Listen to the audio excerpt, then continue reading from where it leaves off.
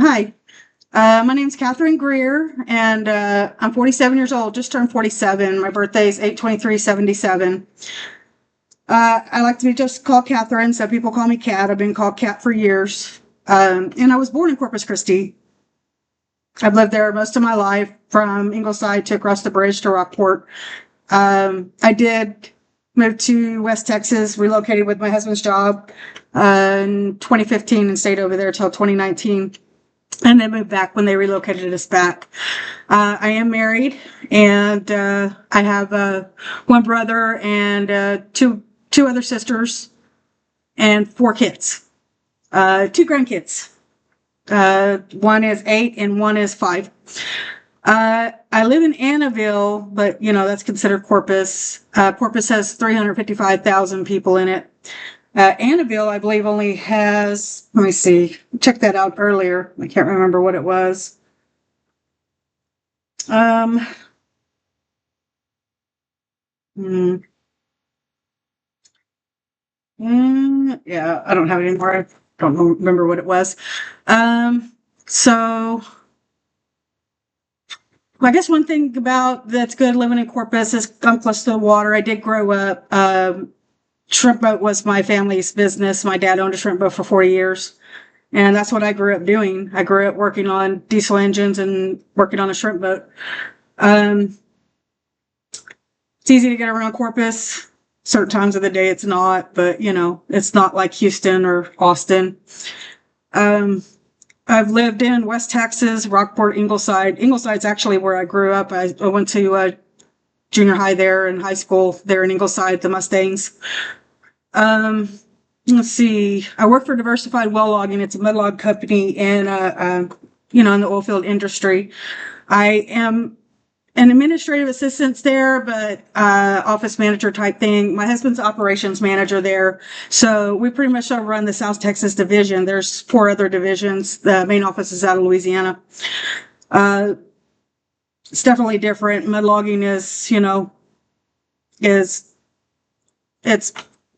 very challenging sometimes, equipment failure and stuff like that. So I'm gonna call it 24/7, but I have the availability to work wherever. Like right now, I'm in McAllen right now. My 10-year-old son that I have left at home, he's homeschooled, so it makes it convenient. I can either work from home or at the shop. My daughter actually runs the shop there, so it's kind of like my son is also a logger there. So it's like a family business type thing that we run the South Texas division. I'm not currently doing any volunteer work, but I have in the past worked at, the food pantry and stuff like that. So far wise as my job, I pretty much have my hands in everything. Like I said, my husband's the operations manager there, and he, handles all the technical stuff out in the field. We do have a field supervisor, but they end up calling my husband all the time.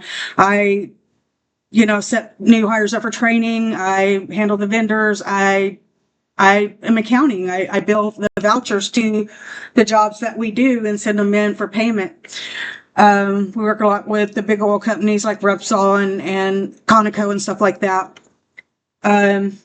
Yeah, so I have to book hotel rooms. I have to handle the billing. I have to handle the bills. I have to handle training, uniforms, all the vendors, and keeping logs on the trucks and making people go where they need to go. So it's basically running the office. Never been in the military, unfortunately. I think it's a good start for all the young people coming out of high school.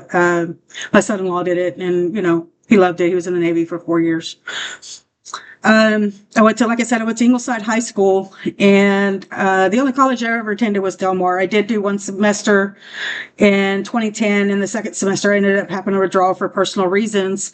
So I'm back. And the reason I'm back is because Del Mar started a new bachelor program for applied science and business leadership and, organization. And it caught my eye. I thought it was interesting. And so I did the 2 summer courses. And this is my 3rd semester that I'm doing right now.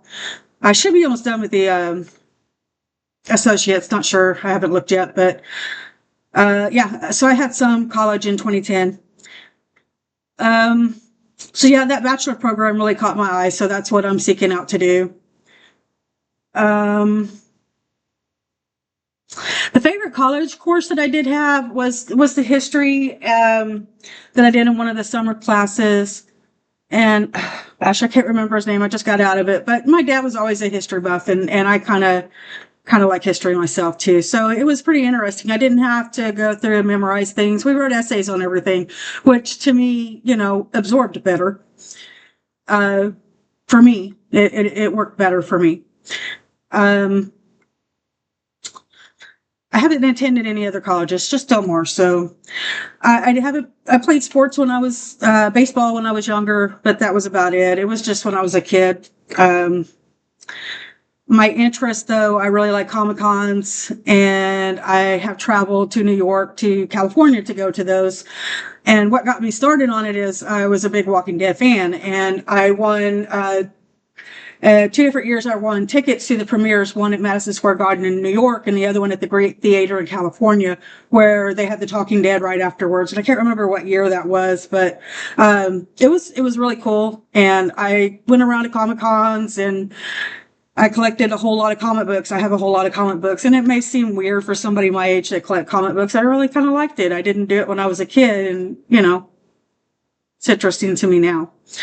I do like to travel and go see new things. Like I said, I mean, I went to Washington when my daughter was over there with her husband, and Washington State, and New York a few times, and California. Yeah, California's interesting. I went to Venice Beach, and that was definitely a different world over there. Uh, Other than that, I binge watch shows on the weekends. Like I said, I work 24/7. Our phones are constantly ringing, so we get to do what we can when we have the chance. I do have a lot of pets. I have 4 cats and 2 dogs, 6 chickens, a duck. Yeah. Okay. And I'll tell you their names. It's kind of funny, but the duck is called Cruella. Um, I have a rooster. I call him not my rooster because he's not my rooster. He was down the road and ended up jumping my fence and found my chickens, and that's where he's been ever since. He's very annoying. Um, so I have the Sanderson sisters, which are Easter eggers. There's 3 of those, and Thelma and Louise. They're Barred Rock. And then I have one white one. It's call him Nugget because he's smaller. Um, so far-wise is the cats. I have Wilson and Meredith. I call and Karen. And the other one's called Not My Cat because he wasn't my cat either. I do pick up stray cats, and I do have them spayed and neutered, and I do release them. And this one did not go anywhere else. I tried to release him, didn't go anywhere else. So he's not my cat, but he's my cat now. I don't belong to any organizations right now. I stay busy. It's kind of hard to do anything else right now. I do try to go to the Corpus Christi Athletic Club to work out, take my son there to, the kids camp. He likes going over there, and to the pool, stuff like that. I value most would be, my family, my friends, my freedom. Other than that, I value every day waking up and having my health. I am having a few health issues right now, but all in all, I'm healthy, and I'm grateful for that. Um, I have to say, I've always been a Republican. Far as my political orientation, I've always been a Republican. However, there's some things I'm having a hard time getting on board right now that's going on. But it is what it is. I can't have it my way every way, but I'm having some mixed emotions right now about what's going on. And it's a battle in the political area right now. And I just hope that we get what's going to make us thrive for the next 4 years and beyond, no going backwards. That's what I'm afraid of. And I believe women have rights. So anyway, there is a topic that would be hard for me. And all I can say is death of children is hard for me. I lost my 25-year-old son 4 days after Christmas in 2019. So December 29th, 2019, I lost my 25-year-old son. It was an accident. And so, yeah, topics like that are hard for me, and I prefer not to talk about them. I really hope to gain from this class, being able to talk more in front of others, public speaking. Like I said, I do a lot of, managing work, and I do have to talk to people, but it's not large crowds, and, it's more one-on-one, one-on-two, type thing. I am hoping to move more up into the accounting side, HR side of the Diversified right now. But